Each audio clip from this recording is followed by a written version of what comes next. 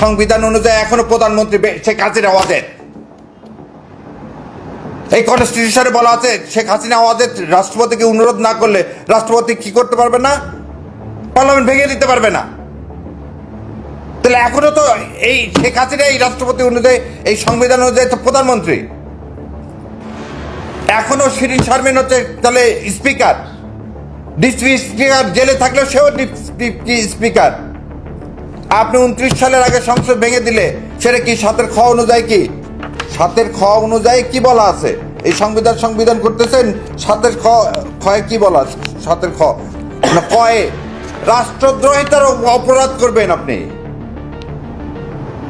তো রাষ্ট্রদ্রোহী বানায় ফেলে দিলেন জনাব তারেক রহমানকে, সালাউদ্দিন সাহেব এই বক্তব্য দিয়ে।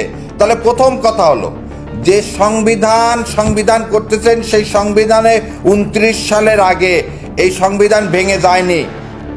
তাহলে আপনার সংবিধান থাকলে পার্লামেন্ট 24 সালে পার্লামেন্ট আছে, তাহলে 24 সালে পার্লামেন্ট থাকলে আপনার পার্লামেন্ট কি? আপনার পার্লামেন্ট একটা অবৈধ পার্লামেন্ট।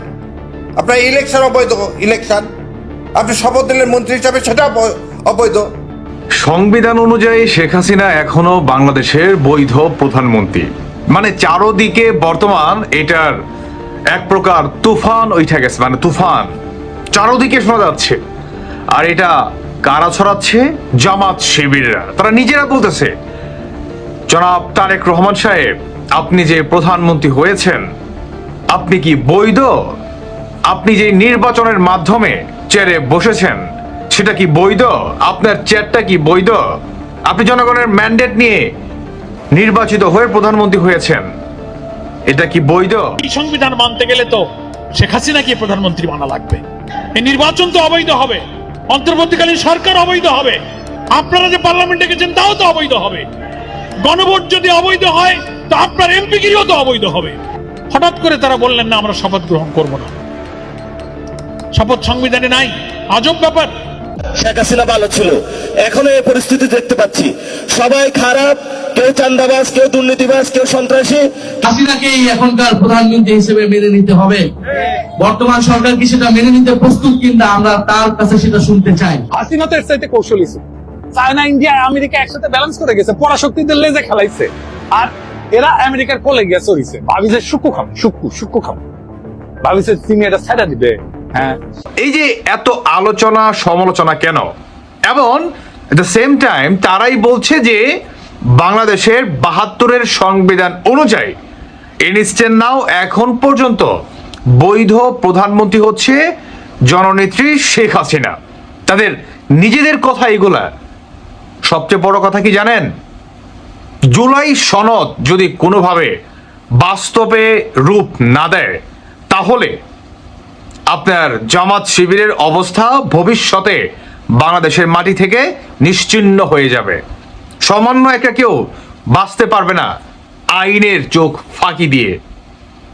আইনে বা সংবিধান অনুযায়ী তাদের সর্বোচ্চ যে রায়টি সেটি ফাঁসিও হলে হতে পারে। ইভেন এই যে জামাত শিবিররা যে বর্তমান ঢালাওভাবে বলতেছে যে বাংলাদেশের এখন পর্যন্ত বৈধ প্রধানমন্ত্রী শেখ হাসিনা, হ্যাঁ এটা 100%। কারণ সংবিধানে তো আপনার অন্তর্বর্তীকালে সরকার নামে কোনো সরকার ছিল না। আপনি কোঠার নামে সরকার পতন করেছেন, অথচ যে সরকার কে আপনারা পতন করেছেন সেই সরকার আপনাদের সমস্ত দাবি মেনে নিয়েছিল। তারপরও আপনারা কিন্তু শেখ হাসিনা সরকারের পতন করেছেন, সংবিধান ভায়োলেন্স করেছেন, আর কতই না কিছু করছেন, তাই না? এগুলা যদি আপনি সমস্ত সমীকরণ এখন মিলাতে চান, সমন্বয়কদের চারোদিকে বাংলাদেশে তাদের এই রাহাজানির কান্না, কলিজার ভিতর যে একটা আপনার অজানা একটা ভয়, মানে এই বুঝি আওয়ামী লীগ তাদেরকে এসে খাপ করে মনে করেন ধরে ফেললো, এই বুঝি শেখ হাসিনা তাদেরকে গলা চেপে ধরলো, এই বুঝি আওয়ামী লীগ তাদের মাথায় আপনার চেপে বসলো, এই বুঝি তাদেরকে ফাঁসির কাঠগড়ায় ঝুলতে হলো। এই যে যে একটা অজানা ভয়, তাদেরকে প্রতিনিয়ত এক প্রকার 300 টাকা রোজ কামলা দিয়ে যেভাবে মানুষকে আপনার দৌড়ানি দেয়, তাদের অবস্থা ঠিক একই রকম। বুঝতে পারছেন? এদের ভয় বর্তমান মানে এমন তীব্র আকারে থেকে আপনার মানে তাদের কলিজাটা আসলে ঘিরা ধরছে, যেটা থেকে তারা আসলে বের হতে পারছে না। তার এগেনস্টে এখন বলছে যে শেখ হাসিনা এখনো বাংলাদেশের প্রধানমন্ত্রী, যদি তাদের জুলাই সনদ বাস্তবে রূপ না দেয়। তাহলে কি শেখ হাসিনাকে তারাই পুনরায় আবার প্রধানমন্ত্রী করে দেশে আনবে? অরিজিনাল তো যদি দেখা যায় শেখ হাসিনা ইনস্ট্যান্ট না এখনো বাংলাদেশের বৈধ প্রধানমন্ত্রী। তাদের নিজেদের মুখ থেকে শুনলেন, তারা নিজেরাই এগুলা বর্তমান চারদিকে ছড়াচ্ছে। দর্শক বন্ধুরা, আপনারা কি মনে করছেন? আর কিছু বলছে না, এই যে চারদিকে তাদের এই কান্নার রোল, সেটি আরো তীব্র হবে। আওয়ামী লীগকে তারা বাংলাদেশের মাটি থেকে নিশ্চিহ্ন করে ফেলবে, আওয়ামী লীগকে উপরে ফেলে দিবে। আওয়ামী লীগ কি আগাছা নাকি? হ্যাঁ, যার জন্ম না হলে এই বাংলাদেশই হতো না, তাকে আপনি নিশ্চিহ্ন করে ফেলবেন? তাকে যদি নিশ্চিহ্ন করতে হয়, নিশ্চিহ্ন করতে হবে বাংলাদেশের এই মানচিত্রকে, নিশ্চিহ্ন করতে হবে বাংলাদেশের এই লাল সবুজের পতাকাকে। পারবেন? যদি সেটি আপনারা বর্জন করতে পারেন, তাহলে আওয়ামী লীগকেও আপনারা বর্জন করতে পারবেন।